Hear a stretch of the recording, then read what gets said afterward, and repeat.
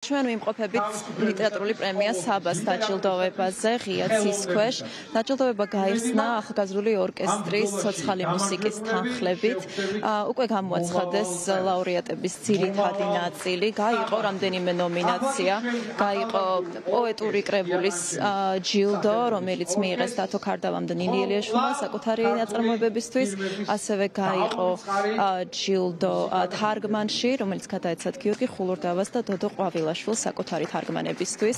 წლევანდელი საბა განსაკუთრებული იყო სხვა მიზეზითაც. წელს პირველად საბას ისტორიაში ერთ-ერთ ნომინაციაში გამარჯვებული გამოავლინა მკითხველმა. წელს საბას დაემატა ნომინაცია სახელწოდებით მკითხველის საბა და ამ მკითხველებისგან შემდგარმა ჟიურმა გამოავლინა კიდევ დამატებით გამარჯვებული სტანდარტულ ჟიურისთან ერთად დებიუტის ნომინაციაში. და ეს ჯილდო გადაეცა გოდე გორგილაძეს მისი სადებიუტო ნაშრომისთვის რიო დე ჟანეიროს ხელმწიფე. ჩვენ შეგვიძლია მოვისმინოთ მკითხველის საბას ჟიურის და ლაურეატების ემოციები, თუ რას ნიშნავს მათთვის ეს ლიტერატურული პრემია.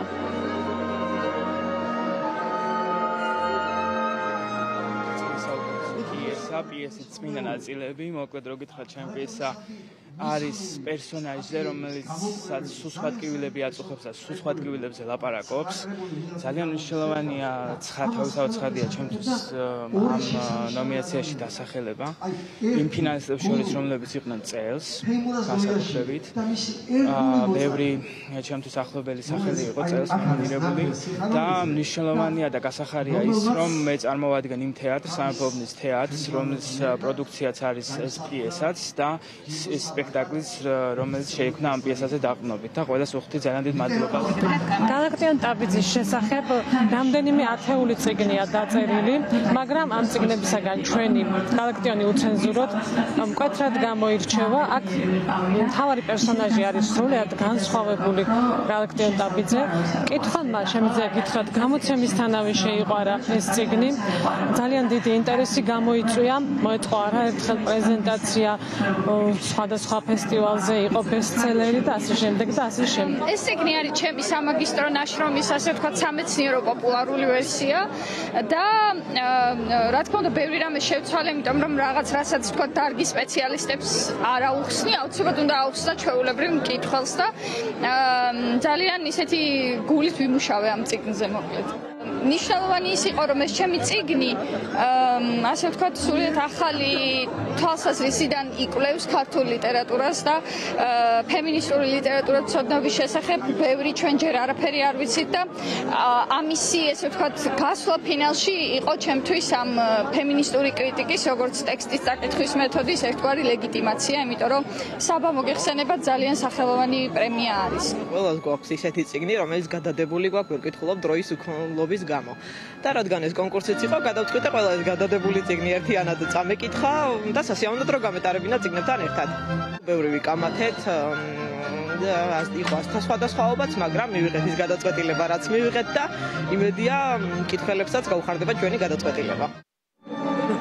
სულ რამდენიმე წუთის წინ გახდა ცნობილი ერთ-ერთი მთავარი ნომინაციის გამარჯვებული ქართულ ლიტერატურაში შეტანილი განსაკუთრებული წვლილისთვის საბა გადაეცა ელზა ახვლედიანს, თარგმნელს.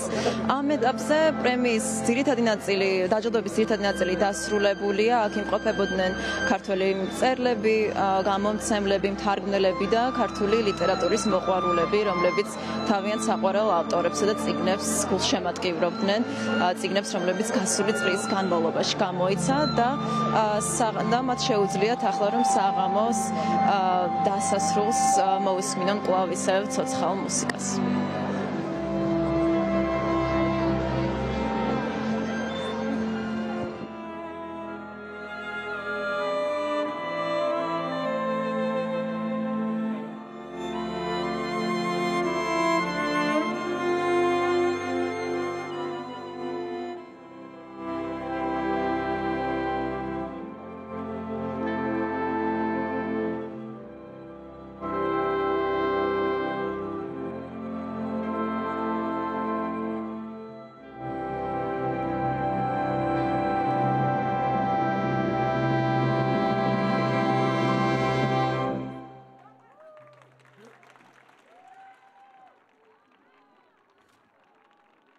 ჩვენ შეგვიძლია გადავინაცვლოთ